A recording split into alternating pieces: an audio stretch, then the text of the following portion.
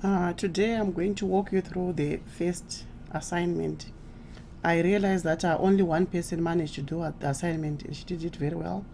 For those who are having trouble, I'm just going to walk you through, and this will prepare you for the final exam, which I want you to all submit by Friday.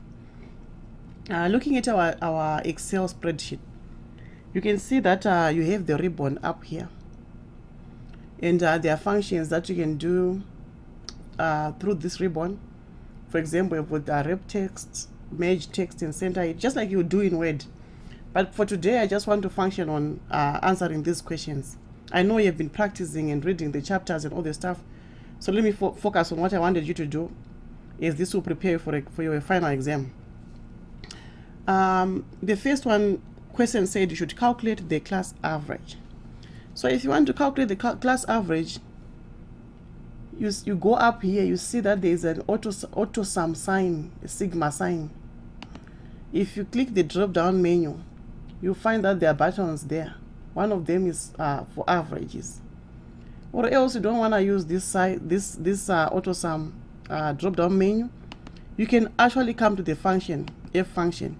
It still has the similar function as in auto sum. So because this is what is closer to me, that's what I'm going to use. But before you do that, you need to know where to position your cursor. I'm actually clicking at the bottom of my, at the end of my test scores, because I want to calculate the class average. So after clicking where I want to put my answer, I click on the F function and then highlight the average button and then click OK. You will see that there's a dialog box that will ask you, do you want to calculate an average from B9 to B23? That's exactly what I want to do. I click OK. Automatically, Excel inputs the answer for me. And then I don't have to really go back and do the same, because the formula is already recorded. So what I need to do is just simply to come here where there's this dark square and position my cursor on it, and it changes into a plus sign. I click down and drag. Automatically, it inputs the formula and the answer for me. If I don't want to have my scores in decimal places, I'll come up here to the ribbon and I just click on this icon, and it automatically changes my scores from, or around them, to the nearest decimal place. So I don't want to do to repeat the same thing. Automatically, I know that the formula has been recorded. I come here, I click, I drag. So now I want to calculate the individual test average. So you see Jane got 20, 17, 15, 20, and all of them were out of 20, 20, 20. So I want to calculate the test average. So I'll come back again to the F function, highlight my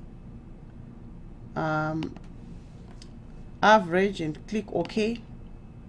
It will ask me, do you want to average B9 to E9? I say OK. I come again to the black dark square, position my cursor, it changes into a plus sign, click down and drag. Automatically my scores are have been inputted. So I just need to make sure I don't have decimal places. I think you can change it, since we've already done it in the first place. But anyway, let me just do it for you. I have 16. I click here at the corner and drag it. They are all whole numbers. In the next video, I'll be teaching you how to calculate the percentage in the if function. But for now, there's something that I want to do, and let me do it here. Test average.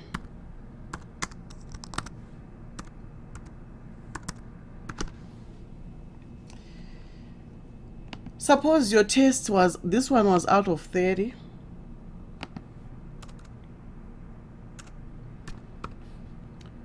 this one out of 30.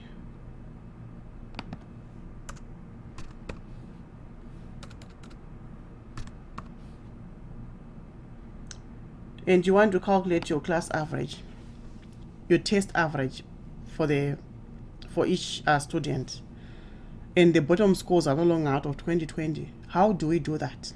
That's our question. So in the next video, I will teach you how to calculate individual tests average when the bottom scores are different, are no longer out of 20, or are no longer similar. So it will be different from the way we have been calculating when it is out of 20. So for now, let me end, and may you go back to your Excel spreadsheet and do your own homework. See you later.